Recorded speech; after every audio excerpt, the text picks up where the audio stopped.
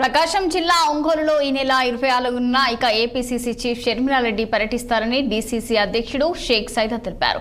షర్మిల పర్యటనను విజయవంతం చేయాలని కాంగ్రెస్ కార్యకర్తలకు ఆయన పిలుపునిచ్చారు. ఏపీ కాంగ్రెస్ అధ్యక్షురాలు పర్యటన సంబంధించి అన్ని ఏర్పాట్లు పూర్తి చేసుకున్నామని, జిల్లాలో నెలకొన్న అనేక సమస్యలపై చర్చించి భవిష్యత్తు కార్యాచరణ సిద్ధం చేసేందుకు జిల్లాకు వస్తున్నారని డీసీసీ అధ్యక్షుడు తెలిపారు. ఒంగోలు షర్మిలారెడ్డి 24న మధ్యాహ్నం 3 గంటలకు చేరుకుంటారని, అనంతరం హస్తం పార్టీ విస్తృత స్థాయి సమావేశంలో ఆమె పాల్గొంటారని షేక్ సైదా తెలిపారు. సమావేశంలో వివిధ నియోజకవర్గాల్లోని సమస్యలతో పాటు పార్టీ బలోపేతానికి సంస్థ నిర్మాణంపై చర్చిస్తారని పేర్కొన్నారు. డీసీసీ అధ్యక్షుడు షేక్ సైదా. షర్మిలారెడ్డి గారు ప్రకాశం జిల్లా వస్తున్న సందర్భంగా ప్రకాశం జిల్లా కాంగ్రెస్ పార్టీ ఆధ్వర్యంలో ఘనంగా స్వాగత ఏర్పాట్లు జరుగుతూ ఉన్నాయి.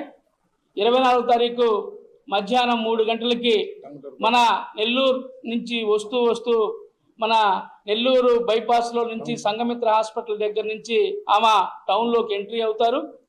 నెల్లూరు బస్ స్టాండ్, అలాగే కలెక్టరేటు, చర్చి సెంటర్లో స్వర్గీయ రాజశేఖర రెడ్డి గారి విగ్రహానికి షర్మిలారెడ్డి గారు గార్లాండ్ చేస్తారు. అక్కడి నుంచి నేరుగా మరి ఎక్కడైతే ఈ కన్వెన్షన్ సెంటర్ ఉందో, PAG convention centre, Miryalapalem centre మీదుగా Mastan Dargah centre, trunk road, Addanki bus stand, అక్కడి నుంచి నేరుగా కన్వెన్షన్ సెంటర్కి ఆమె చేరుకోవడం జరుగుతూ ఉంది. మధ్యాహ్నం 3 గంటల నుంచి 7 గంటల వరకు సుదీర్ఘ కాలం పాటు, దాదాపు 4 గంటల పాటు ఈ చర్చలు జరుగుతాయని చెప్పి మీ ద్వారా తెలియజేస్తాం.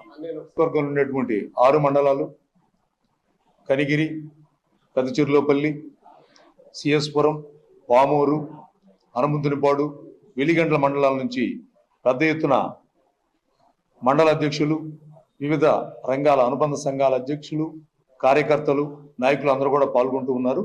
24వ తేదీన మా పిసిసి చీఫ్ అయినటువంటి షర్మిలారెడ్డి గారి యొక్క కార్యక్రమాన్ని విజయవంతం అవుతుందని చెప్పి భావిస్తున్నాం. అలాగే మేము కాంగ్రెస్ పార్టీ వాళ్ళు ముఖ్యంగా మీకు విన్నవించేది ఏంటంటే, మేము తలుపు వేసుకుని తలకి గోడకు బాదుకున్నట్టుగా ఉంది. ఎందువల్లంటే మా ఆవేదన ఏదైనా ఉంటే మీ ద్వారానే ప్రజల్లోకి తీసుకుపోతాం తప్ప మేమేం చేసినా మాకు ఇది అవకాశం ఉంది.